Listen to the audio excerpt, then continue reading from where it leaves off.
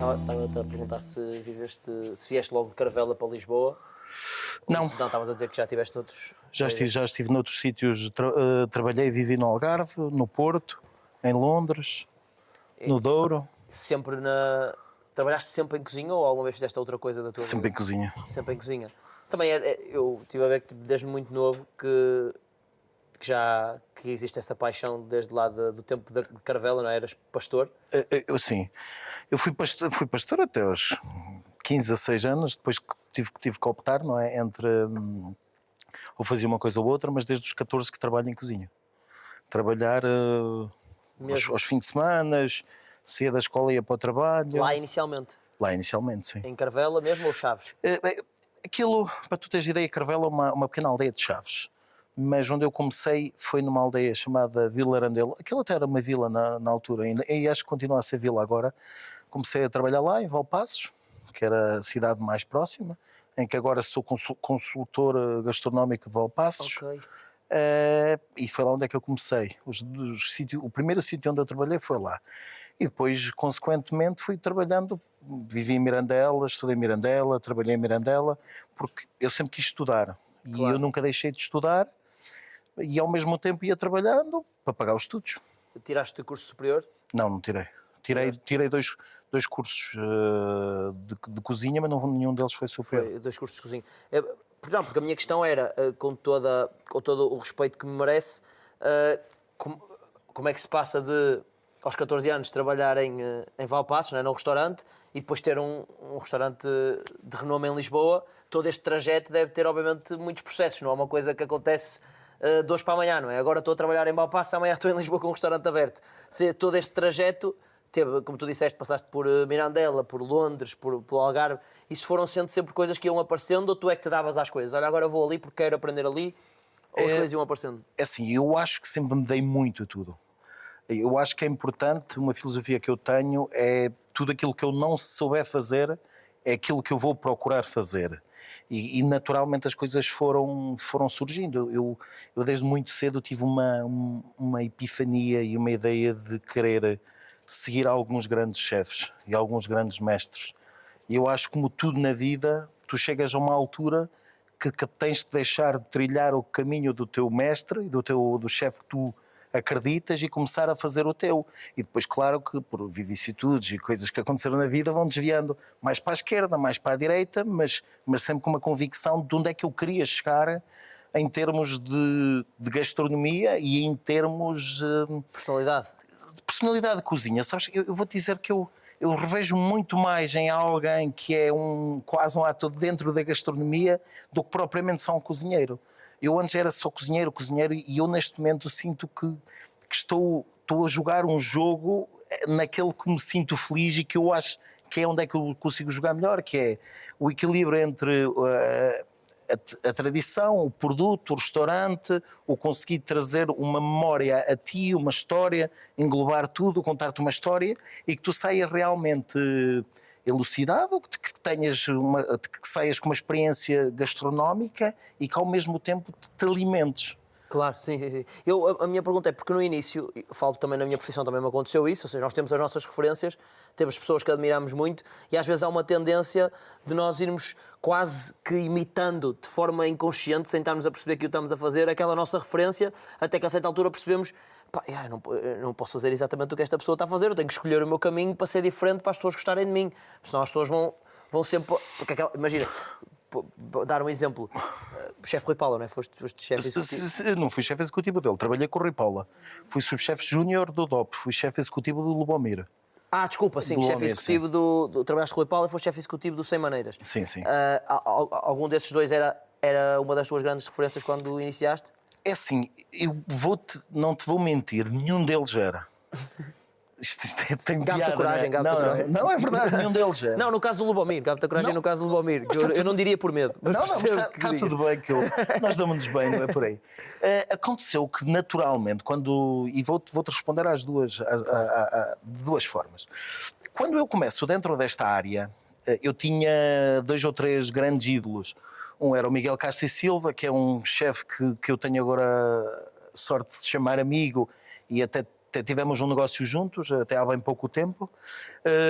tinha a ideia de trabalhar com o Thomas Keller e olhava um bocadinho aquela ideia do Alain Ducasse, aquele chefe francês em que não era um chefe tão rígido como o Robuchon, olhava para a natureza de uma forma diferente, mas também não era um Paul Bocuse, não era tão tradicional, e o Thomas Keller. Claro que depois e aconteceu-me tantas coisas engraçadas pelo caminho, tentas ir trabalhar com um, acontece qualquer coisa, não consegues, acabas de parar ao outro. E percebes que se calhar foi a coisa mais incrível, que te aconteceu. Que te aconteceu. Porquê? Porque nem sempre aquilo que nós acreditamos é o melhor para nós. Claro. E depois vais percebendo, se calhar eu aqui estou melhor do que estive ali. Sim. E eu tive essa experiência, trabalhei com o Alain Ducasse, trabalhei com o Wolfgang Puck, trabalhei com grandes chefes internacionalmente. Isso foi em Londres? Em Londres, sim. Ou seja, mesmo dentro de Londres não trabalhaste sempre no mesmo sítio, foste trabalhando em vários sítios? Não, em Londres só trabalhei num sítio, que era o Dorchester, que aquilo tinha o Dorchester, que era o chefe Alain Ducasse, e no 45 Park Lane era o Wolfgang Puck.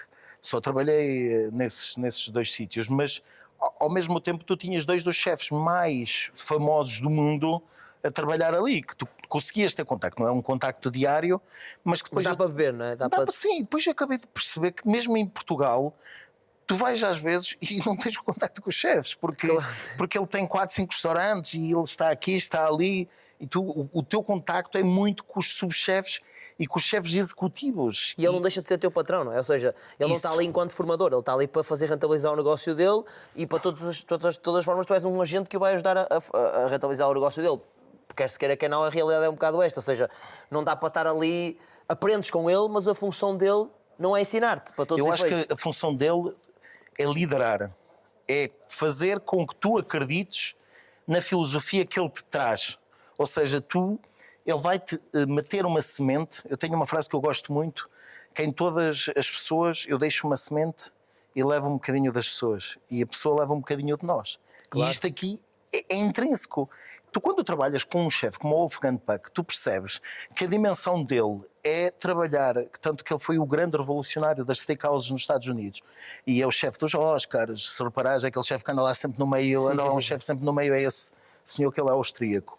E a ideia dele era conseguir servir 600 pessoas ao mesmo tempo, com pontos certos, boa comida, mas não demasiado detalhe. Ia para o lado, tinha o Alain Ducasse, 3 estrelas, com uma equipa de 60 cozinheiros, e que aquilo era para ser o serfólio naquilo, e aí se não fosse. Claro. Ou seja, este tipo de experiências molda-te. Sim. E faz-te perceber que em Londres tens 2 estilos. Ou tu trabalhas 8 horas, porque se não trabalhares 8 horas não tens hipótese, porque não sobrevives. Ou tens outro estilo, que eu apanhei os 2 estilos, em que eu queria ficar, e o chefe dizia-me, mas porquê é que queres ficar? Não fizeste o teu trabalho? É que se não fizeste o teu trabalho não estás aqui a fazer nada. Ok. Ou seja, conseguiu dar o outro lado da moeda, que claro. Se tu, de um lado era, se vais embora, é porque és preguiçoso. Do outro é, se não vais embora, é porque não fizeste o teu trabalho. No mesmo grupo. É o chamado preso por ter cão e preso por não ter. Ou seja, quando entravas na filosofia Wolfgang Puck, tinhas que mudar o mindset e era... E o Wolfgang Puck era de 8 horas ou era o outro? Era o contrário. Era aquele do...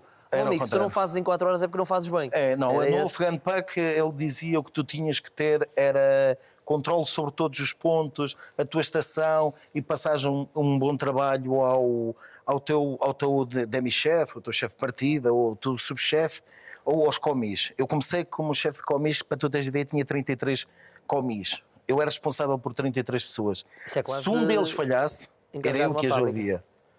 Portanto, e aí ele dizia, 8 horas, tu tens que conseguir fazer o teu trabalho em 8 horas. Mas desculpa interromper-te, mas só uma coisa, qual era a tua, nessa altura em que eras, sei, hoje em dia... Cozinheiro. És o chefe e dono do restaurante, mas na altura em que eras chefe, demi-chefe, não é? Não, chefe dos comis. Sim, eu era chefe dos comis. E aí tu, por exemplo, quando vinham para cima de ti, o chefe acima de ti dava-te uma dura, ou seja, um raspanete ia para cima de ti. Qual era a tua postura depois com os de baixo? A dura passava ou tu tentavas ficar com ela e que ela fosse levezinha? Eu sempre fui muito, nem deixo passar muito para cima nem muito para baixo, mas sou um chefe duro. Não, és um chefe as duro? Coisas são para ser, não há cá hipótese de não acontecerem. Ou seja, eu olho e gosto que tu percebas que se tens as ferramentas todas para trabalhar. Se tiveres as ferramentas todas para trabalhar, eu entendo que falhes a primeira vez, entendo a segunda, a terceira, eu já começo. Porque é que estás sempre a falhar? E achas que isso pode vir das tuas raízes também? Sim, Ou claro. seja, eu sei que o trabalho como pastor é duro. Eu tinha um colega da minha terra, sou da Trofa, sou do Norte, e tinha um colega que era pastor também, e eu lembro-me de na altura, percebemos que o trabalho dele era muito duro. Tipo, ele levantava-se às 7 da manhã ou às 6 para fazer o trabalho dele antes de vir jogar connosco futebol, e vinha na mesma com uma vontade do caraças, e parecia que ainda vinha com mais força,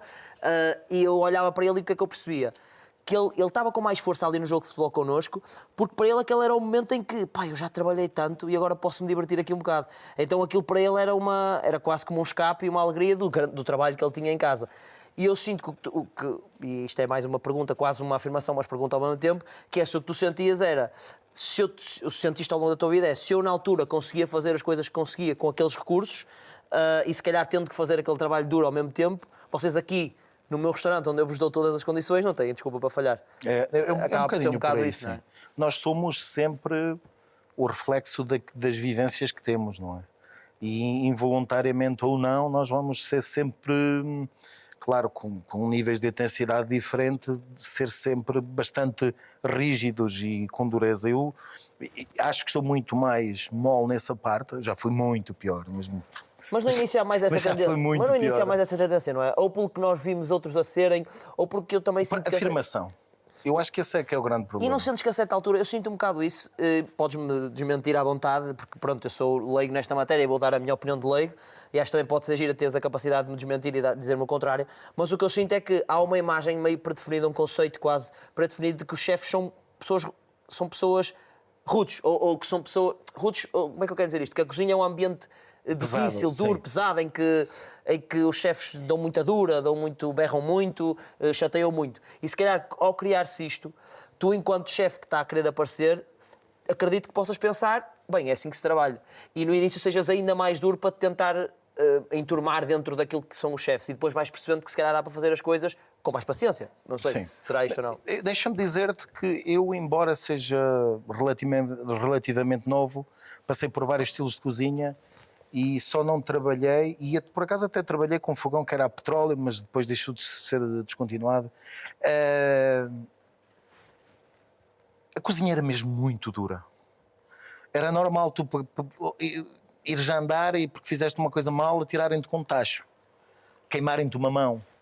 Mas queimarem propositadamente. Queimarem-te, sim, chegaram para ti, queimarem-te uma mão. Isto aí é contraproducente, não é? Sim, mas isto tipo, acontecia. Tu agora vais errar mais vezes. Sim, mas isto acontecia. E a chamarem-te nomes de todos com aqueles pi, que tu podes imaginar de manhã à noite. Quase Aaron Ramsey style, não é? Sim, mas eu trabalhei algumas vezes com o Gordon Ramsay e posso dizer que... Eu disse Aaron, desculpa. Aaron era um jogador de futebol. Eu confundi a minha área com a tua e... Se calhar também cozinha bem este jogador e estou aqui...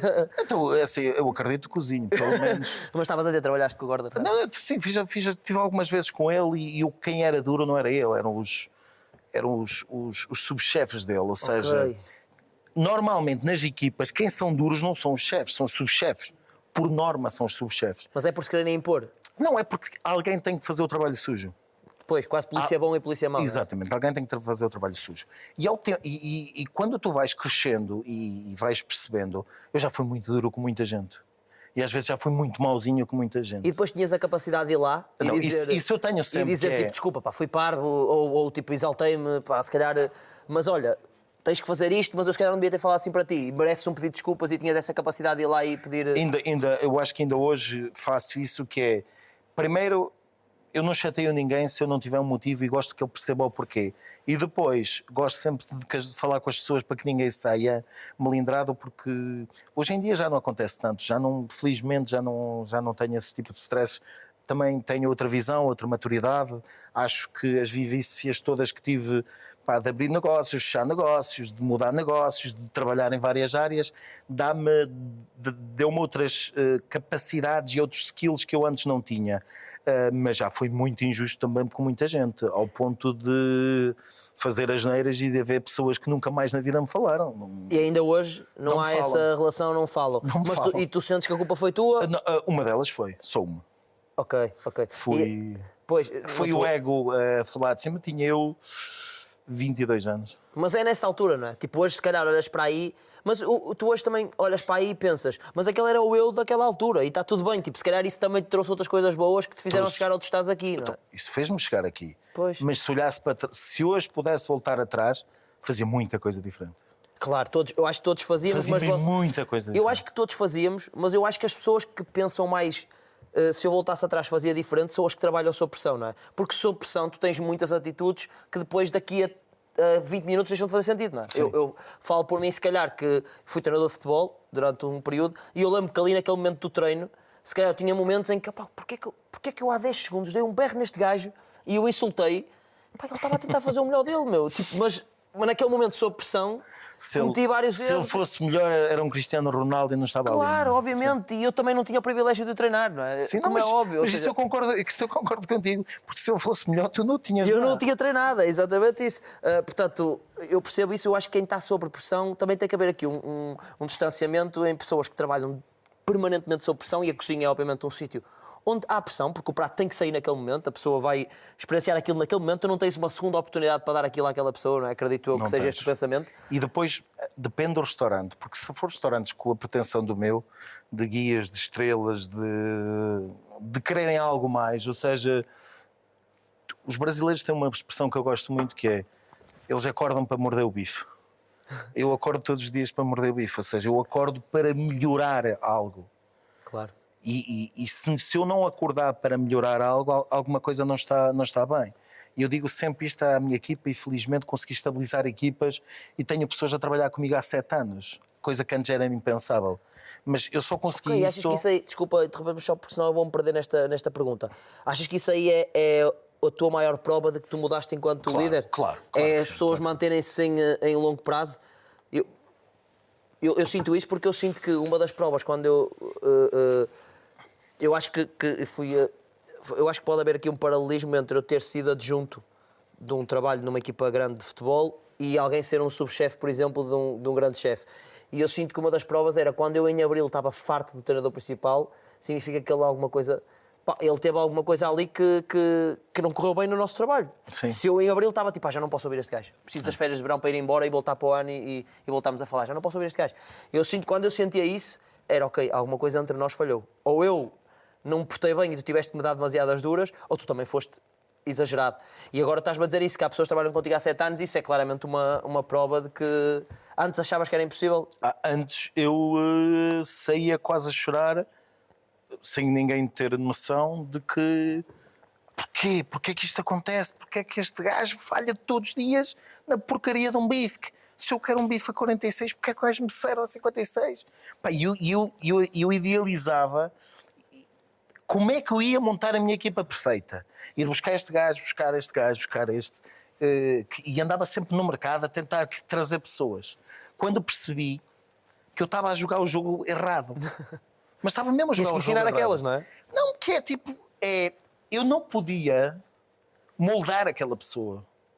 Porque aquela pessoa, quando chegou ao pé de mim, já tinha um estilo muito bem definido. Já tinha tido vivências também, não é? Sim, e já tinha um estilo muito definido, ou seja, ele já vinha de um estilo de cozinha, com uma aprendizagem diferente, e ele queria outro tipo de coisas. E quando eu entendi que eu podia pegar na massa que queria estar comigo, perder tempo com ela, e fazer com que ela fosse elevada e reconhecida, não só monetariamente, mas também em termos de trabalho, é quando eu comecei a fixar pessoas. E agora tenho uma filosofia que a mim não me interessa se é português, chinês, desde que falo, tenha 2 mãozinhas e trabalho, para mim está tudo bem. Claro. Agora, depois ao nível de aptidão que cada um consegue ganhar. Se eu disser que, por exemplo, no plano em que 11 cozinheiros, tenho só 2 que são cozinheiros, os outros vieram todos da Copa, dá que pensar, não é? Ou seja de eles 11 não cozinheiros sabiam atuais... nada. De 11 cozinheiros atuais, 9 deles não eram cozinheiros. Não eram cozinheiros. E entretanto foram tirando cursos, formações, ou foi tudo ali aprendido? Foi tudo paralelamente ali. também? Não, tudo ali. Tudo ali. Nenhum deles tirou nada paralelo. E digo, agora vou dizer a parte mais engraçada. E os únicos 2 cozinheiros entraram este ano. Ano passado. E isso aí, se calhar, dá-te mais prazer do que contratar ótimos cozinheiros, não é? Dá-te mais segurança. Mais prazer, ao início não dá. Pois, porque dá mais trabalho, não é? Dá, porque é tipo... eu vou dar um exemplo parvo, que é fazer um arroz. Tu tens que ensinar, epá, e quando tu pensas que, opa, ok, eu agora quero elevar o nível e quero criar uma narrativa e quero dar-te uma história. Mas tenho que ir ao pré-ensinado para Não, fazer. para o pré, nem o pré, tu tens que lhe ensinar os atacadores. Pois é isso. E isso é frustrante. Mas depois, quando tu percebes que se tu lhe criares ferramentas e lhes des ferramentas, lhe des uma coisa, que, por exemplo, um termómetro, e diz assim, o bacalhau é para sair a 46. E ele tira-te sempre a 46. Claro. Ou seja, porque ele consegue ver o termómetro. Sim. Se tu lhe ensinares... E ele entende isto e entende qual é que é o processo e a partir daí deixas de ter um problema e começas a criar o próximo nível, não é? o próximo nível que tem as partes boas e partes más. E é muito melhor, se calhar, ensinar e explicar do que estar só a delegar tarefas de forma prática e pragmática. Não é dizer-te assim, vai ali, pega nisto e faz isto. É muito melhor dizer tipo, olha, vais ali e vais ter que pegar nisto e fazer isto porque se fizeres desta forma corre assim e se fizeres assim está bom. Claro, ou seja, sim. a explicação é sempre, acho eu, muito mais valiosa do que o delegar. Tipo, vai ali, mete lá o termómetro e vê se está a 46. E é tipo, mas porque ele vai estar a fazer aquilo em piloto automático, mas não sabe porquê, não é? Vai ali ver se está a 46 porque X e Y. Eu conto histórias à volta de tudo. Eu gosto de criar narrativas para tudo, ou seja, porque é que são os 46 quando depois as pessoas dizem, mas é para 46, mas um país deve ser aos 52, porque é 46? Por causa do calor residual, da estabilização, e eles chegam lá, ok? E gosto que eles entendam estes processos todos. E como eu tive, e ainda hoje tenho, uma parte educativa e formativa muito grande e sempre gostei muito de estar envolvido em tudo que é educação, porque eu acredito que nós só vamos conseguir mudar o mundo quando nós conseguimos mudar a formação de base, ou seja, quando eu conseguir tocar o meu filho, quando eu conseguir tocar esta geração, se eu conseguir tocá-los, eu consigo mudar alguma coisa. Mas tu achas que hoje em dia aprendes mais ou ensinas mais por dia? É uma pergunta... Eu acho que ainda estou na fase de receber mais do que dar mais. Mas dou muito regularmente. Mas isto é uma pergunta que às vezes, para quem é chefe e dono de um restaurante, a resposta óbvia para quem está lá em casa a ouvir-nos seria eu dou mais do que eu recebo, porque eu estou a ensinar, as pessoas estão abaixo de mim, mas não é real, não é? Porque aquelas pessoas também te ensinam todos os dias coisas. Opa, não é real, e eu vou dar um exemplo. Eu, para além de chefe no restaurante, sou consultor de um projeto que é Quinta de Loivos, em que abrimos o DEC, vamos abrir agora o Loivos 475, e temos uma parte de vinhos, sou consultor do Aleluia na Nazaré, e sou consultor em gastronómico de Valpaços, da rede de tabernas do Altâmega, isto só para te fazer um grau de paralelismo. Eu quando vou, não sou consultor curador da rede de tabernas, eu quando vou a uma taberna, no meio de, sei lá, de Vilarinho Seco, e chego e tenho o Pedro, um senhor que tem os seus 75 anos e que cria os porcos, que cria as vacas barrosão, os porcos bízaros, que tem as batatas canabec, que as tronchudas são colhidas dali, que a água é dali, que tudo o que tu peças tens ali um supermercado, ali à mão. um supermercado real.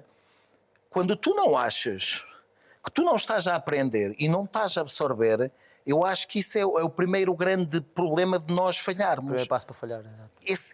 Esse é que é importante. Vou dar um exemplo. Quem achar que vai comer uma boa couve durante um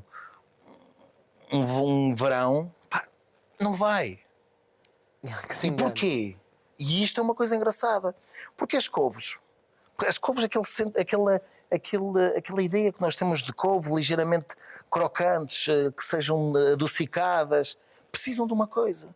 Precisam de geadas, precisam de ser queimadas. E elas, como elas são queimadas, as fibras, ou seja, a anisotropia delas é quebrada e elas cozem ligeiramente mais rápido e elas têm um sabor mais adocicado. Se tu tentares cozer uma couve de verão, tu vais ver que tu cozes. E ela nunca mais coze. Tu dizes, mas o que é que se passa aqui? E depois eles dizem-te uma coisa. Eles nunca me vou esquecer uma vez. Chefe, acho que toda a gente sabe que ninguém come couves em Trás-os-Montes. Durante o verão eles não são boas. Ou seja, eles não te conseguem explicar o porquê. Mas eles sabem. Mas eles sabem e que isso aquilo é mais não importante, é bom. não é? Às vezes é mais importante se tu teres esse conhecimento do teu lado do que propriamente saberes explicar porquê. Lá, principalmente nesse contexto. Obviamente que no teu contexto cá de Lisboa não será isso, mas tu falaste aqui de uma coisa gira que é o produto estar sempre lá à mão e o produto ser... A horta. A horta, estar lá, os animais, etc. Eu fui criado no campo até aos meus 6 anos, em casa dos meus avós, são agricultores, e eu sinto que há muita gente que me diz sim, então tu foste habituado a comer tudo, tu és uma boa boca. Ou seja, é fácil tu comeres qualquer coisa. Epá, é o contrário. Eu fui habituado a comer o bom, o que vem da terra, sai da terra para o prato. Ou seja, é o contrário. Quando eu apanho coisas que não vêm da terra para o prato, eu vou ser mais esquisito. No sentido em que eu fui habituado, eu acho que quem é habituado num meio mais urbano a comer coisas que calhar muito mais processadas, quando depois apanha, já está habituado ao mau, quando depois apanha o bom, que vem da terra, uau, isto é espetacular. Eu, como fui criado com o uau, quando me dás o processado da zona urbana, eu vou estar tipo, epá, isto não me está a saber igual. E há normalmente a ideia contrária, que é super giro. Dizem-me sempre o contrário. Dizem-me sempre, então tu foste criado no campo, tu és boa boca, comes tudo. Não, ao contrário, eu como o bom. Tipo, se me trouxeres o mau, eu vou saber que isto é mau. Sim. Eu sinto quando é que a cabidela é da galinha do que estava no galinheiro há meia hora ou da que veio do... Não tens hipótese. Tu sentes que isso te ajudou? Ou seja, tu vires de uma zona em que tu conheces o bom? Sim, atenção, eu comecei um bocadinho à frente de todos. Comecei porque conhecia de todos, não quero que me interpretem mal, comecei de todos que começam normalmente sem bases nenhumas e numa grande cidade. Mas também, como eu saí muito cedo de casa e tinha pouca maturidade, em que fui obrigado a tê-la rapidamente, precisei de muito tempo para quebrar dogmas dentro da minha cabeça. Claro. E para quebrar monstros dentro dela e conseguir moldar-me e virar-me, que ser é... mais plástico, ser menos, se calhar, isto é assim e ponto final. Isso. Não é? Tanto que a mim dizem-me que... A minha mulher diz-me que eu pareço o José Hermano Saraiva a falar que sou uma alma velha dentro de um corpo jovem, porque eu tenho sempre uma história, uma ideia, eu vou-te contar algo sobre uma batata, sobre de um queijo, sobre qualquer coisa. E que hoje em dia sinto-me muito mais desligado dos dogmas e muito mais conectado com o produto, para entendê-lo, porque é que aquilo aconteceu. Não a ideia tão fincada de não, isto é castanha e tem que ser assim. Não, ok. Mas isto nunca foi assim. Então se o nosso principal farináceo era a castanha a bolota no século XVI, hoje em dia não é, o que é que aconteceu? Claro. O que é que aconteceu? E é este trabalho é importante acompanhar a evolução, não é? De recoleção e de entendimento que eu acho que é muito importante. E eu gosto e sinto um prazer imensurável estar todos os dias à procura, trabalhar com investigadores. Fiz um programa chamado Raízes, que era ir à procura do produto mais maravilhoso. E eu dou por mim, que é um programa que passa no canal Casa e Cozinha, que se chama Raízes. Pessoas a ligarem-me e dizem, não, há nozes vermelhas em Portugal, há caranguejo azul, coisas que eu não fazia ideia. Sim, olha, eu por exemplo não conhecia nenhuma das duas. Mas nós temos produtos em Portugal que são ex-libris, que são coisas do mais maravilhoso, só que não ficam no mercado nacional. Porquê? Porque o mercado externo suga ao preço que é. Claro. Nós ainda temos o problema de que é caro. E eu digo sempre, o que é mau é que é caro. Agora, claro, um frango... O valor não é igual ao preço, não é? Nunca. Nem nunca pode ser e nós nunca podemos olhar para um animal da mesma forma. Eu acho que nós temos que olhar para o animal, primeiro, percebendo a espécie, segundo, o território. As condições adafoclimáticas para mim são 90%. E porquê é que eu te digo isto? Porque se tu estiveres numa zona montanhosa, e se estiveres numa zona montanhosa, fria, se estiveres pouco chuvosa, isto vai-te dar um tipo de alimentação completamente diferente. E vai-te fazer com que ela tenha uma musculatura completamente diferente. Okay. De a mesma raça ser utilizada num baixo alentejo, em que é planície, e em que eles estão, por exemplo, num pasto em que tem regadio. Isso vai tornar, desculpa lá a pergunta ignorante, isso vai tornar a carne... Tudo 100% diferente. Mas quais são, podes-me explicar as diferenças para um autêntico leigo? Uma é mais tenra do que a outra, é isso? Sim, mas às vezes não é só ser o mais... O sabor mesmo? É o sabor. Este é que começa sempre aí. Eu achava mesmo que a única, não me leves a... Tipo, Não, claro que não. só para também mostrar um bocado quão estúpido eu sou para lá para casa, que é importante isto para as pessoas continuarem a acompanhar. Que é, eu achava mesmo praticamente que a grande... Eu sabia que havia diferenças no sabor, mas na minha ótica, a maior diferença era na textura. Ou seja, aquilo que eu achava era que uma ficava mais tenra do que a outra. E É uma das grandes. A textura, a cor, o sabor, o cheiro. E dou-te um exemplo muito simples, que é... quando tu tens um animal e vou pegar numa raça que tem uma infiltração natural muito maior, que é a Barrosã, ok? Para tu teres ideia, a Cachena, a Barrosã e a Mirandesa estão no sopé, nos pés das montanhas, em que elas estão cada uma de seu lado. Mas as condições são completamente adversas todas. E, embora sejam primas, vamos lhe chamar assim, a maronesa tem uma infiltração maior, que não quer dizer que seja melhor, ok? Isto aqui já, só para tu perceberes uma coisa.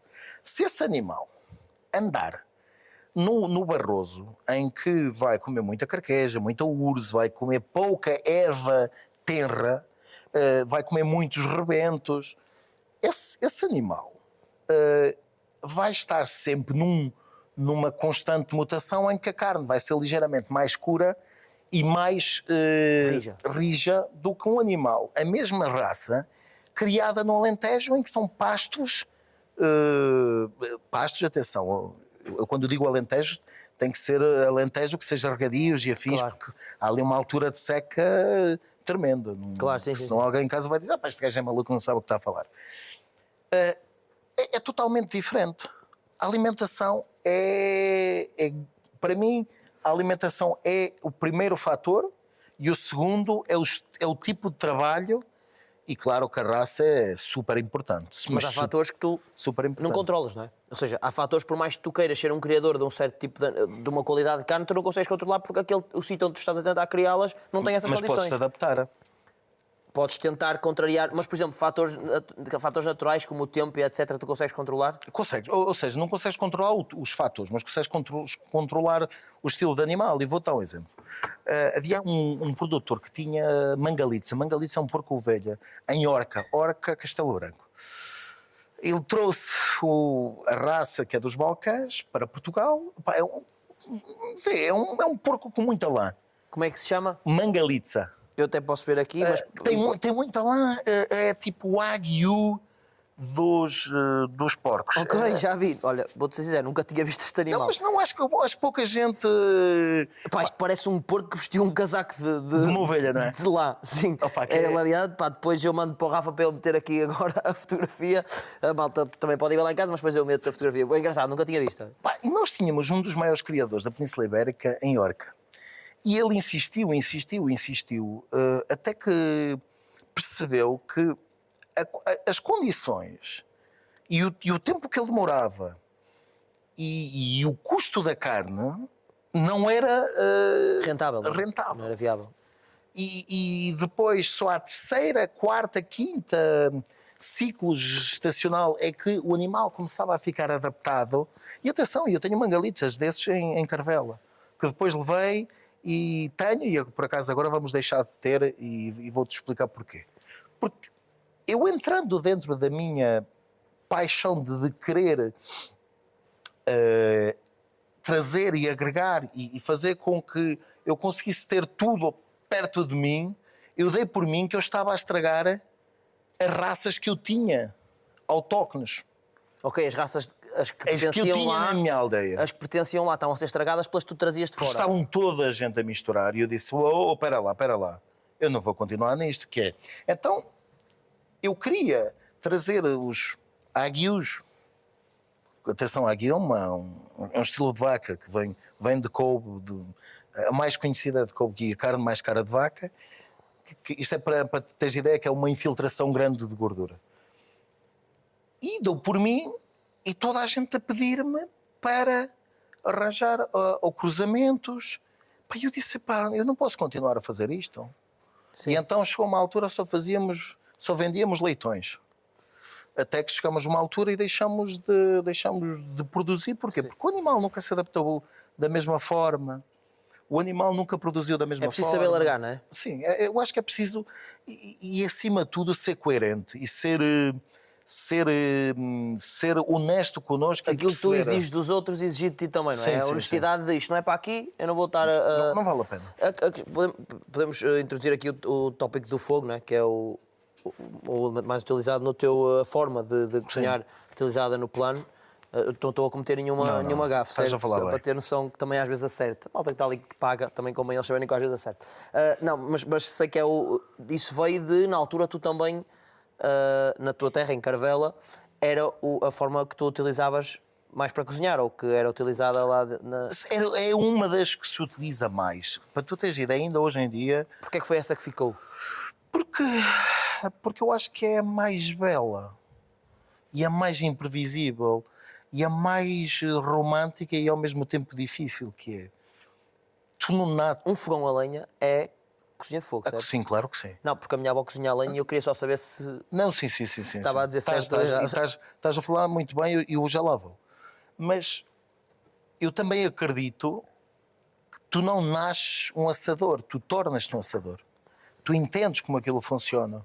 Ou seja, desde que tenhas o acompanhamento certo, tu consegues lá chegar. Não precisas de que te digam, pá, porque eu tenho uma capacidade, que sou eu. Não, isso é... Também há muita gente que acha que um bom assador só precisa ter um chapéu de palha, um abanico e beber cerveja, não é? Há malta que acha isto e depois esse aí lixam-se. Assim, Mas também eu acho que nesse aí funciona que a malta já está bêbada, percebes? Sim, mas Nem eu acho sabe o que sabor da carne. se alguém já tem essas características, já me parece ser um bom assador. Ok, também és já capaz de tens- admitir já que eu estão acho- ali algumas condições reunidas para aprender o Se resto. eu não é? mostro- se ele tem a capacidade já de estar dessa forma e de estar a ver uma Ok, está cerveja, aqui já gosto. uma pérola. Não é uma pérola, mas já está um bom caminho. Tu já reparaste, e agora vou-te fazer uma questão, tu já reparaste que na tua casa ou na casa dos portugueses, quem cozinha e os portugueses olhavam, embora que agora esteja um bocadinho a mudar, mas ainda olham muito, quem faz a comida é a mulher lá de casa. Sim. Por acaso a minha casa nunca foi porque o meu pai cozinhava melhor que a minha mãe. Sim, mas Então sempre houve essa impressão. Acontece em muitas casas. Claro, sim. Mas uma regra geral, e depois quando é preciso grelhar uma carne, está aqui o homem, que eu é que sei grelhar a Ele carne. lá com fumo nos cornos, não é? Tipo, o homem é que está ali a levar. Que é engraçado que é o mais primitivo. Claro. É a forma como eu acho que o homem precisa de se impor e dizer não, se é para grelhar estou cá eu. Sim. Carne. Traz-me uma mini. Sim, pá, que é engraçado. Depois só fazem asneiras. Claro, sim. Depois é só asneiras. Sim. Pá, asneiras atrás das asneiras. Vou dar um exemplo. Vão grelhar um lombo de vitela, grelha aquilo que parece sola de sapato. Vão meter por exemplo, uns lagartos, temperam aquilo, parece aquilo, tanto podia ser lagarto como podia ser chanfana. Sabe ao mesmo. Epá, Não podia ser umas jantes de um Fourscore. Isso sabe igual. E eu acho que aí tu já entras em muitos pormenores que é ou por maiores. Mas podes só dizer, desculpa lá, já, só para. O que é que para ti são os 3, 4 segredos para uma carne bem assada? Tipo, os principais. Então, Para aqueles mais primitivos lá de casa a aprenderem. então mas deixa-me dizer-te que eu acho que é isto, sempre. Temperatura da grelha. Temperatura da grelha. O tipo de lenha que tu usas. Ok. O tipo a grelha quente e sempre limpa, ok? Quente e sempre limpa. O tipo de lenha que tu usas. A lenha, ou seja, quando vira carvão, não tem aroma. O que tem aroma são os gases que estão retidos dentro da lenha, ok? Quando tu fazes carvão, os gases são libertados. E o terceiro, para mim, que são estes três, Ok. é a qualidade da carne. Claro. O quarto é não estragares. Pois. Epá, eu vou dar um exemplo estúpido, o que é? Queres uma carne mal passada numa grelha? Queres uma carne mal passada numa grelha? Epá, eu não vou dizer os toques, porque eu acho que aí... Claro, sim. Aí já, É mais complexo É já. muito mais complexo. Epá, compra um termómetro. Pá, serve uma carne a 48 graus. Mal passada. Pá, ok, tu até não tens grande experiência nisso, é para tirar 42. Ele vai-te chegar ao ponto. Deixar descansar 5 minutos. Não queiras fazer aquilo que depois toda a gente diz, epá, eu não como carne porque tem sangue. Há aqui importante perceber isto. Não existe nenhuma carne que tenha sangue, ok? O que tem são os sucos da carne em que, se tu as deixares descansar, aquilo rosado desaparece e transforma-se em transparente. Claro. A carne é como se tu tivesses, imagina, tu tens os filamentos assim, da carne, e quando tu a grelhas, se tu reparares, ela contrai. E quando ela contrai, porquê? Porque ela está a sofrer uma pressão, uma pressão alta de um calor intenso, para que chega a 700 graus, uma chapa bem quente, a 700 graus, e ela está contraída. Quando tu a tiras, ela continua contraída. O que tu precisas é que deixá-la novamente relaxar. Ok? E tu dizes-me assim, mas eu gosto de tirar a carne e comer logo. Está tudo bem. Mas não peças é que... Agora, não me peças é dizer que aquilo tem sangue, aquilo não tem sangue. São sucos. São sucos. E tu não os deixaste desaparecer. Se não os deixaste descansar. Ou seja, tu conseguiste fazer tudo bem, exceto a última parte. E por 5 minutos estás a estragar. Porque também é isto que eu acho, que é, tu queres comer uma boa carne e não tens 5 minutos para esperar. Sim, tu estás à espera que o assador ficasse pronto, que tudo ficasse pronto e agora não tens 5 minutos, deixa a carne descansar. Deixa a carne. Se és garganeiro, mereces comer má. Sim, também é verdade. Deixa descansar e depois já aqui é outra questão. Sal antes, sal depois, a mim é muito indiferente. Só é muito importante que, se tu metes antes, vais ter alguns tipos de reação. Se metes depois, vais ter outros. E é isto que é. E há diferença na quantidade, se metes antes ou depois? Sim, claro. É importante meter mais se for antes, não é? Não necessariamente. Deixa-me dizer-te que eu ainda esta semana estava num sítio onde eu sou consultora e estávamos com um problema em que o peixe estava... eles queriam menos insosso. Eu disse, olha, vamos resolver isso de uma forma simples, que é fazemos uma salmoura, 40%, 5 minutos, grelha. Não há hipótese, sai sempre. Ou senão diz ele, ou senão fazemos como a minha avó fazia, não era? Muito sal para cima, sacodes, no final está feito. E funciona as duas formas, ou seja, meter muito sal, sim, numa sal carne, a mais no fundo e sacudir, é isso? Se tu reparares, toda a gente já viu um grelhador e a meter muito sal em cima. Chega ao final de sacode, porquê? Porque tu se colocas o sal na hora e tu entras numa temperatura tão forte, ele não te vai absorver mais do que aquilo. Indiferente não se vais meter consegues. mais Se a vens temperar antes, há um problema. O que é que acontece? E isto, e peço que toda a gente que queira cozinhar uns bifes em casa, primeiro que nos metem água a descongelar, ok? Nunca. Ok? Nunca água não. Acho giro, estás a falar para mim diretamente. Sim, mas pôr a carne tipo branca nunca. E segundo, nunca façam isto, mas por favor, que é limão e sal, e envolver e deixar ali meia hora. Exatamente o que eu sempre fiz. Fica aqui claro que eu nunca cozinhei uma carne sem ser assim. Eu lembro de uma vez estar a dizer a uma amiga minha, que uma pessoa que gosta mais de cozinha, que liga mais a essas coisas, e eu estava a dizer, as pessoas estragam a carne, Isto de uma boa carne é sal e limão. E ela, o quê? Uma boa carne não precisa de limão. E eu vou-te explicar porquê. Vou-te explicar o porquê das duas coisas. Primeiro, tu a lavá-la, tu vais fazer com que tudo o que seja micro-organismos à volta entrem dentro da carne, ok? A carne deve descongelar no frio, e já digo no último caso em água corrente, e ser muito bem seca a seguir. Mas água nunca, ok? Depois, quando tu colocas sal, o sal e o açúcar têm um processo de osmose, ou seja, de retirar, expelir água, ok? Quando tu tens um bife e lhe estás a meter sal antes, vais fazer com que ele se vá secando e vá salgando. Ok? Daí os gravlax, daí os salmões fumados, as mochamas e afins. Se tu lhe metes limão quebra fibras.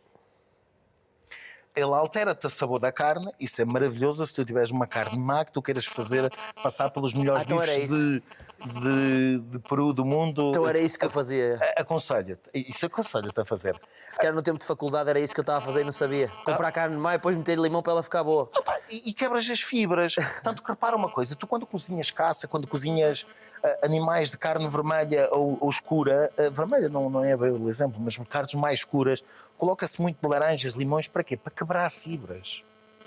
E tu quando tens uma boa carne, não precisas nada disso. Para uma boa carne, o que é que tu precisas? Na minha opinião, sal, pá, e no final, se quiseres, pá, isso lá com um bocadinho de azeite, um azeite que não seja demasiado intenso. Epá, e como, por exemplo, existe em Trás-os-Montes, na zona de Miranda aqueles molhos de aposta, pá, que aquilo no fundo é vinagre, sal, alho, louro, colorau. Eu não condeno. O sabor é bom, mas também o sabor da carne desaparece. Pois, Pá, tu não vais gastar, sei lá, 100 euros numa aguil para depois meteres aquele molho. Pá, eu acho que aquilo é bom para cada corte, seu tempero. Achas que há aí uma carne intermédia? Ou seja, que não seja o Wagyu, que se calhar é uma carne de preço alto. Tens aí alguns tipos de carne que possam ser bons para as pessoas comprarem, que sejam dentro dos mais acessíveis? Ou não há carne boa e acessível? Isso não existe. Opa, existe. Nós temos que Se pensar. calhar estou-te a pedir um segredo mágico. Não há segredo mágico, mas vou dar um exemplo. Tu não consegues comprar uma carne de primeira, uma extra, é sempre lombo e vazia, ok? Que são normalmente as costeletas, os tibones, em que o lombo está de um lado, a vazia está do outro. Ou melhor, a vazia está daqui e o lombo está dentro, que é da cela do animal. Depois disto, tu tens as carnes de primeira, não é? Que é rabadilhas, os pujadouros, as alcatras. Por norma, são as que se fazem as postas, que é... Estas carnes até aqui que eu te disse, são todas super macias, ok? Só a partir daqui é que tu entras em carnes com muita mais textura, mas com muito mais sabor, ok? Eu aconselho sempre, se for para ser uma carne com algum sabor e com alguma textura, que seja uma vazia, ok? Mas mesmo assim não se vai ser a carne genial. Mas dentro daquilo que é possível encontrar um preço de qualidade, Sim, se calhar a vazia seja... Sim, uma vazia, uma alcatra. Uma alcatra já tem. Pá, eu acho que já é uma boa carta. Pá, agora, dizes-me assim, qual é que é o teu corte que gostas de comer? É pá, eu não gosto de comer bifes. Não? Não, porque para mim não me acrescenta. O sabor é sempre muito neutro. Tem que ser uma carne excepcional para ser, para ter assim um Qual sabor. é o corte que é mais... Opa, eu, Para ti, para comer, eu gosto de tudo o que seja nispos, chambões, línguas, bochechas, rabos, pá, ossobucos. Epá, gosto muito da barriga, que nós chamamos o rodeão, ou a fraldinha. Pá, gosto muito, porque é uma carne em que já tens muita textura, tens suculência, tens gordura. Pá, eu gosto de cozeduras lentas, ok? Ou rápidas, mas a uma temperatura alta para que ela quase desfaça. Mas se tivesse que escolher uma, seria sempre a vazia. Com a sem comprido. Cozinhas muito em casa? Pá, sempre que posso. É uma coisa que gostas de fazer para a família, assim? Gostas de dar à família o privilégio de ter um chefe? Não, e gosto de comer. Pois, isso é muito importante. Não, sim. mas gosto de comer, ou seja, gosto de comer aquilo que eu faço, que é uma coisa engraçada, que é, eu gosto mesmo de cozinhar para mim. Imagina, em vez de pá, vamos já àquele restaurante, epá, eu juro-te que isto podes achar que eu estou agora a ser um bocado, se calhar, snob, mas eu prefiro estar eu a cozinhar em casa. Claro, percebo, mas eu também eu não tenho, não me leves a mal, eu não tenho exatamente essa pretensão, porque sei que os outros vão cozinhar melhor do que eu. Eu, se soubesse que ia cozinhar melhor do que a maior parte, também cozinhava em casa, podes ter a certeza. Agora não apetecia estar a comer pizzas todos os dias, estás a entender? Mas, se forem boas. sim, o Woody Allen, acho que era o Woody Allen que dizia pizza até quando é má é boa. Ou seja, no sentido que uma pizza é quase universal, é difícil de falhar. É Sim, pizza é das mais difíceis de falhar, acho eu. Tem que ser mesmo muito má para ser má. Mas ia-te perguntar isso, se gostas de cozinhar em casa e se falaste ao caso da tua esposa, se ela também cozinha bem. Pá, cozinha. Ela cozinha, não cozinha carne, para tu teres ideia em casa, mas cozinha bem, sim. E que outros pratos, quais são os teus pratos favoritos sem ser carne? Ou seja, pratos para fazer... Eu não te consigo dizer um prato preferido. Há Que eu alguma gosto de coisa fazer, assim que eu gosto de comer. que se tu gostes de fazer que não seja feito, por exemplo, tu trabalhas mais como já falámos aqui, com fogo, não é? Sim. Com isso, exatamente, com fogo. Mas há pratos que tu gostas de fazer que não são de fogo? Pratos de cozinha mais tradicional? Gosto, Assim, olha, algum... gosto. Pá, sim, mas eu acabo por fazer quase tudo em fogo. Ou seja, mesmo aquilo que não era para ser em fogo, eu faço em fogo. Ou seja, mesmo as cozeduras lentas, dentro dos potes, dentro dos jarros, dentro de. Pá, e aquilo acaba tudo por ser muito lentamente. Mesmo em casa? Mesmo em casa. Ou seja, Eu tenho, por exemplo, em casa um Ofir, tenho um egg, pá, o pessoal fica a se olhar para mim, tenho um assador argentino em casa. ok, claro. Mas, por acaso, normalmente, o que acontece é quando se fala com chefes, às vezes há esse toque de não, eu em casa depois já não cozinho tanto, não é? Opa, mas eu não sou assim, olha, eu fazia durante muito tempo, às quartas-feiras, fazia um almoço. Epá, que foi desastroso, que sempre que eu fiz, que era... Começávamos às vezes às 6 da manhã e terminávamos às 6 da manhã do dia a seguir. Em que no mesmo dia passavam... Foi almoço que disseste. Sim. Passavam 20, 30 pessoas por minha casa. E isto era uma coisa que era... Mas às iam vezes... rodando, ou seja, não eram as mesmas pessoas. Às vezes não. Saíam, depois o amigo vinha, depois... Pá, e depois de repente há um dia que eu dou por mim, estávamos... Pá, e por acaso até estava lá uma grupeta muito gira, que estava... Estava eu, estava o Diogo, que era o antigo diretor do canal Casa Cozinha, estava o Calado, estava um amigo meu brasileiro, que é o Jorge, que tinha uma construtora enorme, estavam os dois Varuncas e estava um amigo nosso, que era o Marcos Lagoa. Veio almoçar e estávamos 8. E 8, que de repente... Opa, eu disse, olha, vou fazer aqui um pregadozinho, depois vou fazer umas costeletas, depois fiz um arroz, tipo um socorrá, e de repente, opá, tipo, estávamos no jardim, não é, da minha casa, e eu estava tipo a cozinhar no Ofir e no egg, e começa, tipo, à frente, a aparecerem garrafas, tipo, abertas. Uma garrafinha, 2 garrafinhas, 3 garrafinhas, 4 garrafinhas, 10 garrafinhas, éramos 9. E de repente, um liga, epá, de onde é que estás, vou aí ter? E depois o outro diga, espera aí, se estás aí a seguir vou aí ter. E o mais fácil é levar uma garrafinha também, não é? Não, Se vou à casa de um amigo, leva uma garrafinha. não, regra para a minha casa é, se vais para a minha casa, pelo menos tens que levar 2. Sim, se não... Que é para garantir o teu. para garantir que bebes. Não, para garantir o teu. Opá, que eu digo logo assim, em minha casa ninguém come, ninguém cozinha nada, sou eu que faço tudo, mas toda a gente tem que levar 2 garrafas. Leva o que quiser. E então aquilo foi giro e de repente... Diz assim o Marco. Marcos, para lá que eu tenho um gelado maravilhoso, que é o único que vou mandar vir. O gelado, manda vir o gelado e está às 4 da tarde. 5 da tarde o gelado não aparece, 6 da tarde um gajo claro que tem que abrir mais uma garrafa e tal, à espera do gelado. Enquanto espera pelo gelado, toda a gente sabe como é que funciona. 7 da tarde o gelado não aparece e ele começa a apagar no telefone. Mas anda pela rua, o que é que se passa com o gelado, E liga-me um amigo meu que é o Ruben Varão, que diz-me, Dão, vocês ainda estão aí? Estamos, vou-te levar umas burras. Agora vamos jantar umas burras. As burras é queixada do porco, estufadas, assadas, tipo mês estufadas, mês assadas. Vou levar aí para o petisco, para a malta, e disse, ante-te embora. Mas isto se calhar a seguir ao gelado vai-nos fazer mal. Não, mas E espera. nenhum de vocês pensou nisso. Não, mas ele não sabia do gelado. Quando ele chega à minha casa, eu disse, lá, vem buscar gelo, que eu preciso de gelo. E ele disse, mas o que é que se está a passar? E ele diz assim, o Marco está a tentar que o gelado chegue e o gelado não chega. E ele disse, não chega. Está bem. Ele vai e quando volta, traz o gelo e traz Magnus para todos. E começa a distribuir. Tu não estás a perceber. O Marcos queria matar... Claro, não é esse gelado. Não queria matar a pessoa a quem ele tinha pedido gelado, que era um funcionário.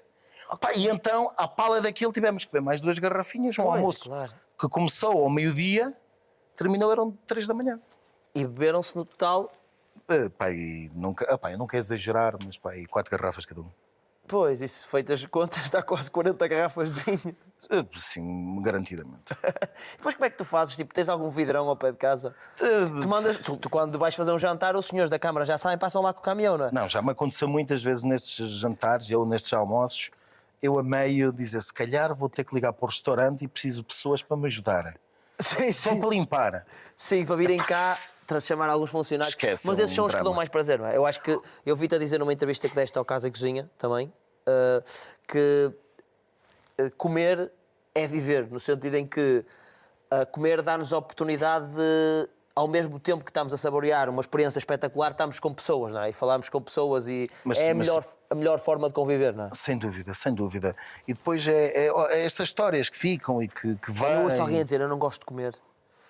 Tu não sabes o que é que me banha assim, os meus olhos ficam raiados de sangue. Há muita gente. Dá-me vontade, não sei, de dizer assim, pá, então desaparece, pá. Vai para outro sítio qualquer um mês para aqui chatear a cabeça.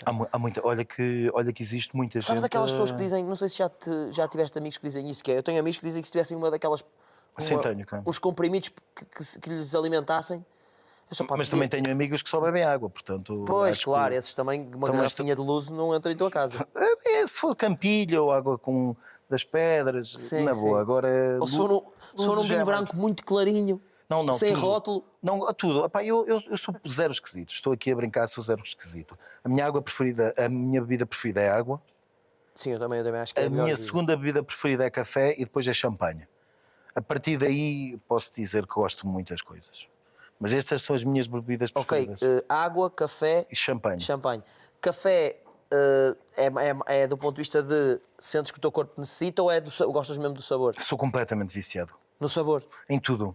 No aroma, são robusta, são arábica, da textura, do sabor, pá, da complexidade, pá, de tudo. Sou apaixonado. Eu não sei se Mas bebes muito se café? alguém vai ter um ataque, mas devo beber uns 20 por dia.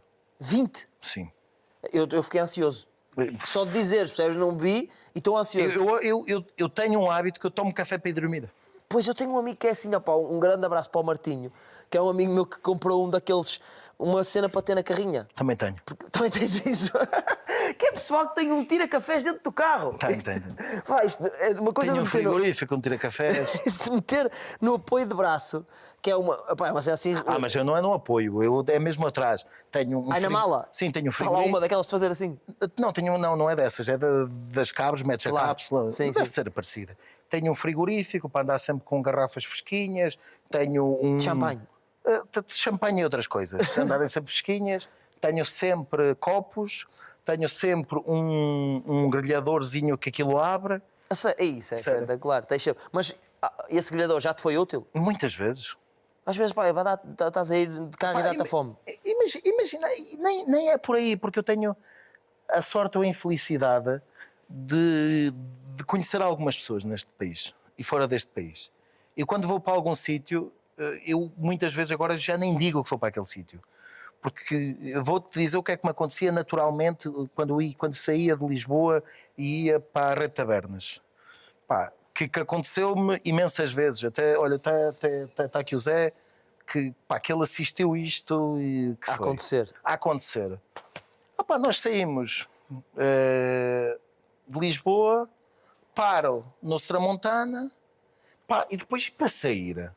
Pois, nunca mais, não é? E depois para sair. E depois parei. Depois do Tramontana estamos a parar no outro tasco, e depois no outro tasco, e depois no outro Senão tasco. eles ficam chateados, não Pá, é? e quando tu dás conta, tu chegas lá, tipo... Primeiro a andar pareces Pois, um parecendo zombie, que não é? a Terra mudou um bocado de figura, não é? Não, isso se muda, não é? E então ainda bem que não era eu a conduzir, porque senão era mais... Claro. Vais só ao lado a beber café. E o gajo vai a conduzir, tu vais a beber café dentro do carro. Nesses dias não é café, que são coisas melhorzinhas do que... Um bocadinho melhor, não é? O sabor bocadinho melhor do de café. Mas tu disseste que a tua bebida preferida era água, depois café e depois champanhe. Sim. Portanto, o café é melhor do que o champanhe para ti, na verdade. Opa, sim, porque acho que eu bebo mais, ok? E isto aqui não é mentira, acho que eu bebo mais é água, café e a seguir talvez champanhe. Ok. Eu por acaso não sou. Gosto de vinho, comecei a gostar de vinho agora, porque. Agora há pouco Que tempo. idade tens? Tenho 30. Caralho, já vais tarde. Pois já. Mas ainda bem, acho eu. Porque agora comecei a gostar muito. Então sinto que ainda bem que comecei tarde. Se eu tivesse a gostar de vinho com esta vontade quando não tinha tanta maturidade, se calhar tinha bebido a desalma com vinho mau. Se calhar hoje em dia que tenho mais capacidade para poder adquirir um vinhozinho ou outro melhor, pronto, é por isso que eu gosto de vinho. Eu acho que as pessoas que... Eu tenho um bocado a ideia de que o vinho é um gosto mais adquirido. Ou seja, não sei se é um gosto tão natural. Ou seja, por exemplo, tu podes gostar de um chocolate à primeira vez que provas chocolate. É isto que eu acho. É mais amigo das tuas papilas gustativas, acho eu. Sim. O vinho não é tão amigo. Ou seja, é uma coisa com um sabor tão intenso Amargo. e tão forte e tão amargo que tu tens que aprender a gostar do amargo. É quase impossível, não há hipótese. E eu lembro a primeira vez que o meu pai me... Pronto, como eu te disse, fui criado no campo e o meu avô de vez em quando nós íamos à canequita dele, que estava em cima da mesa, e isto é criança completamente, e tinha lá um fundinho, eu e o meu irmão, pá, deixa eu ver se isto é bom. E aquilo, quando era puto, não é? Ficava logo a ver tudo aos S com 4 ou 5 ou 6 anos, todo maluco, e comecei a achar que aquilo era um sabor mau, não é? Eu provava aquilo, tipo, eu tenho 6 anos, a seguir vou beber leite com cereais, o que é que eu estou a comer isto? O que é que eu estou a beber isto? Mas tu acabaste de dizer, para mim, uma das coisas mais importantes. Nós, na nossa alimentação, nós não tínhamos nada doce. Era tudo amargos. Também é verdade. Não tínhamos nada doce. O pequeno almoço não era nada doce e quase tudo fermentados. Sim, sim. Quase tudo fermentados, quer. E eu acho piada quando as pessoas agora me dizem fermentados, eu não gosto. Ah, não gostas? Engraçado. Então diz-me lá como é que é o teu pequeno almoço. Como um pão, um queijinho. Que É engraçado. tudo fermentado. Um kefir, uma kombucha. Está tudo fermentado. É tudo fermentado.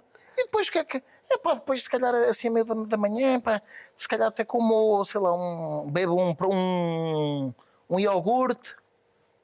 Está bem, ok. Então tu achas que não gostas de fermentados. O teu problema é que tu não sabes o que é que são fermentados. Depois a seguir até bebo uma cervejinha antes de começar.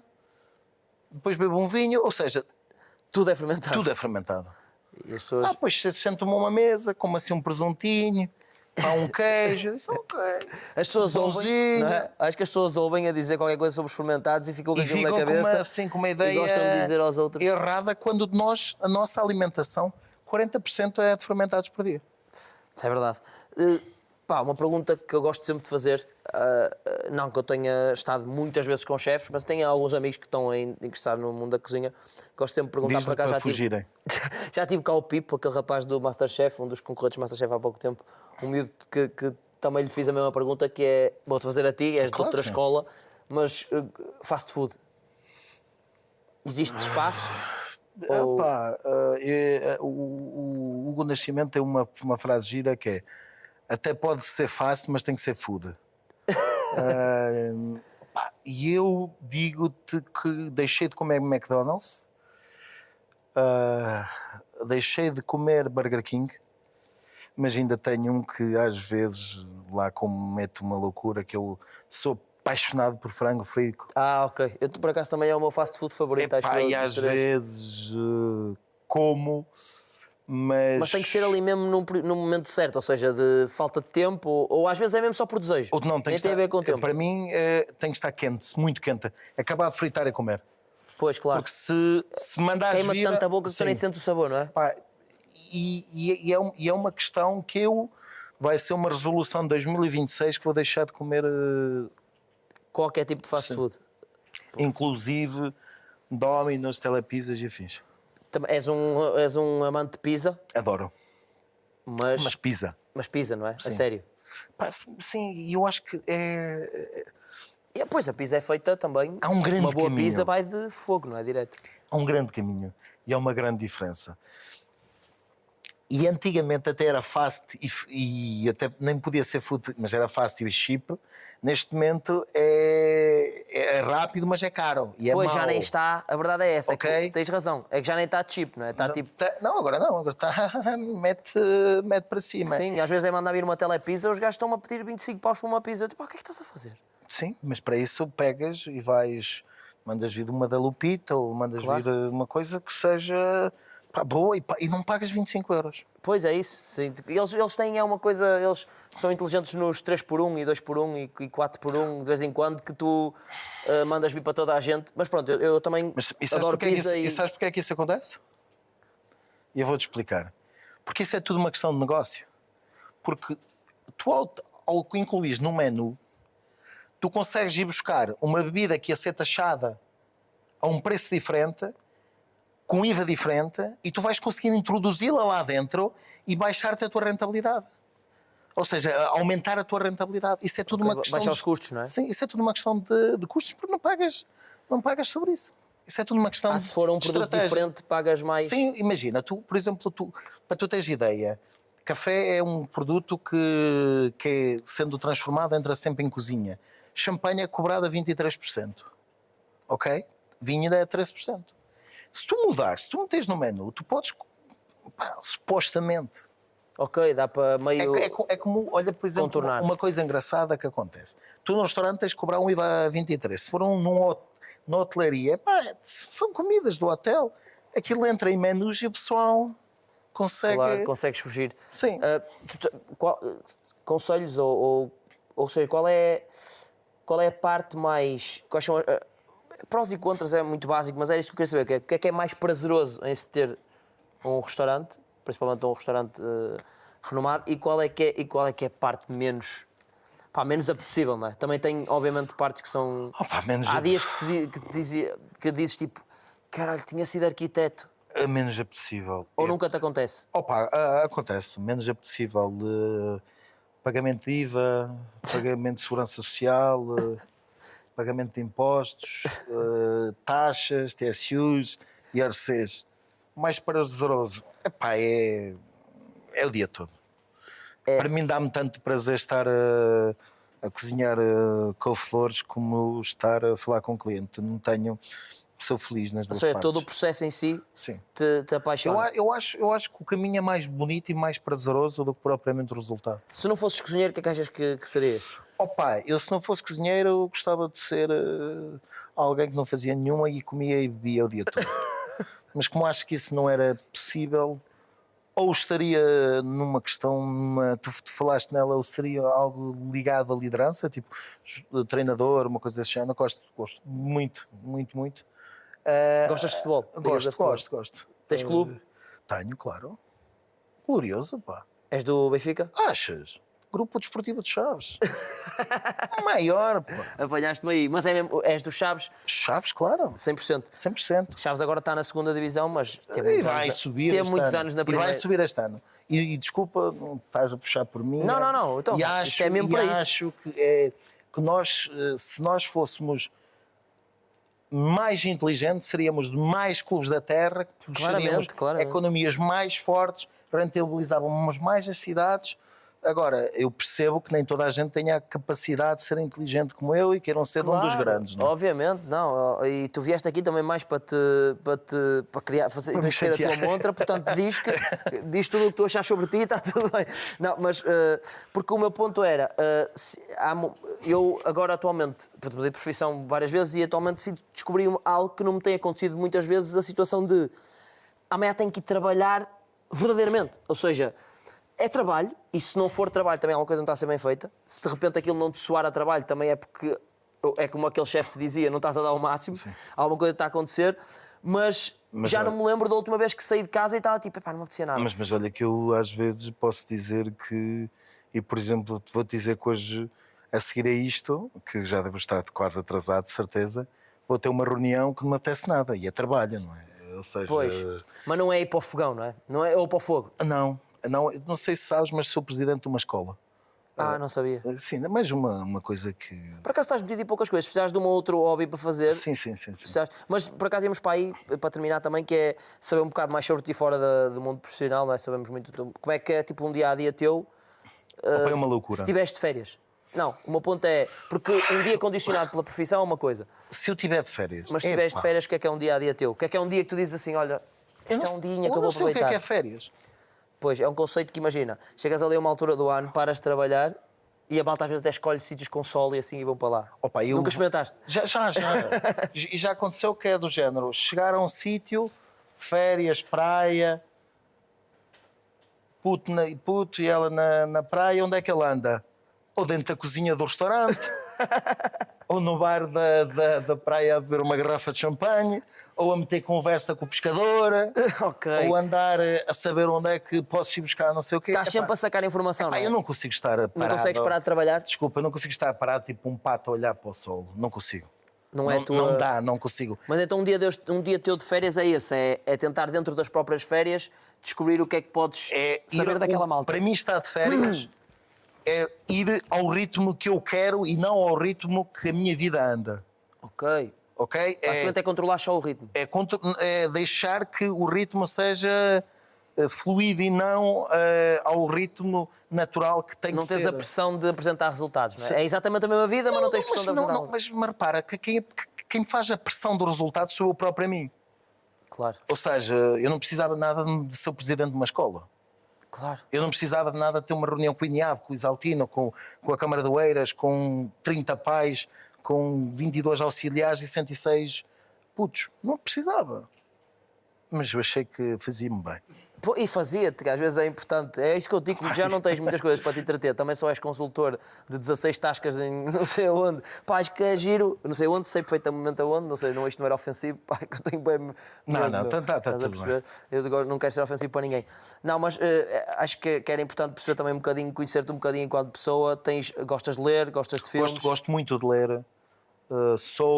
Gosto de escrever algumas coisas. Gosto muito de Saramago e de alguns estilos abertos de algumas literaturas. Sim. Gosto muito de fazer uma coisa que é tipo não fazer nenhum, mas estar tipo sei lá, a ver sei lá, uma televisão e de repente nem estás a ver televisão, nem estás meio a dormir já em cima do... Estás a pensar sobre porque é que um ovo deve-se cozer a 9 minutos e porque é que estou a olhar para a televisão e ao mesmo tempo, pá, gosto de estar neste... a fazer o João Baião se eu estou a pensar em ovos, não é? Pá, sim, e acontece muitas vezes, eu não sei se te acontece ou se tu alguma vez sentiste, que é, eu às vezes parece que vou a andar e há coisas a flutuar à minha volta, tipo, eu penso nisto e depois vem aquilo e depois... Mas eu também não sou presidente de uma escola e consultor de não sei quantas taxas. Portanto, eu se calhar posso ter a vida ligeiramente menos ocupada que a tua. Mas ao mesmo tempo, tudo se encaixa, ou seja... Pois, tudo faz sentido, não é? Tudo faz sentido e é tudo orgânico em que as coisas estão bem esquematizadas, está tudo tratado, ou seja, eu tenho uma filosofia que é, quando é para comer, quando é para beber, é para beber, quando é para trabalhar, é para trabalhar, ou seja... E dá para separar bem. Dá muito bem. Epá, eu quando estou a fazer ali, eu não sei lá se aquilo está feito. E quando estás a divertir-te com os teus amigos, também não estás a falar de trabalho. Isso também, às vezes e não falas de trabalho, consegues não falar de trabalho? Consigo mandá-los às vezes passear e às vezes eles ficam chateados, porque são chatos, que não conseguem tipo abstrair-se, que é tipo, agora chego aqui e quero falar sobre alguma coisa e tu vais porque eu sou apresentador e faço e toco e... Pá, deixa-me estar, não é? Cala-te, caraças. Deixa-me estar, só me quero divertir, não é? Quero beber uma garrafinha e comer uma boa carne. E eu faço uma coisa muito que é, eu almoço muitas vezes sozinho. Pensei que assustaste-me, que eu pensei que ias dizer que almoçavas muitas vezes por dia. Eu estava tipo, pai... Não, também acontece muitas vezes. Não, mas também acontece, às vezes almoço e janto muitas vezes. mas almoço muitas vezes sozinho, que é para ter tempo, para eu discutir comigo próprio e ninguém me chatear, claro, que eu preciso desse tempo. Eu por acaso também almoço muitas vezes sozinho, acho que é um conceito genial e que se há malta que não faz, que o faça, porque eu acho que é mesmo um ótimo momento. Eu por acaso aproveito ou para estar a ouvir qualquer coisa que gosto, ou para estar a ver qualquer coisa que gosto ao mesmo tempo, ou então não estou mesmo a ver nada e a ouvir nada e estou só a pensar. E acho que é um ótimo conceito. Para terminar, só se quiseres divulgar, pronto, o teu restaurante obviamente, e alguns projetos que tens envolvido, então, também é um processo... Sim, olha... Eu acho que são tudo projetos que se complementam. A Grãos de Gente, que é um projeto belíssimo dentro da Estação Agronómica, em que sou o presidente. Se algum dia pensarem numa escola para os miúdos até aos 5 anos, eu acho que devia ser mesmo... Deviam ver. Temos uma metodologia muito interessante, muito própria, muito natureza, terra a terra, muito healthy e biológica. Cada vez mais ainda estamos a aprofundar isso. Um projeto lindíssimo que é o Aleluia, na Nazaré, Ondas Gigantes, pá, bom peixe grelhado, bom produto, direto. O Douro, quem for visitar o Douro, Loivos, Quinta de Loivos, a rede de tabernas do Altâmega, porque é no sítio mais belíssimo que existe, que é o Altâmega, desculpa, e tem lá o maior clube do mundo, que é o Grupo Desportivo de Chaves. E, pá, e o Plano, claro. O Plano, obviamente. Olha, Vítor, muito obrigado por ter estado aqui. Eu adorei. Agradeço.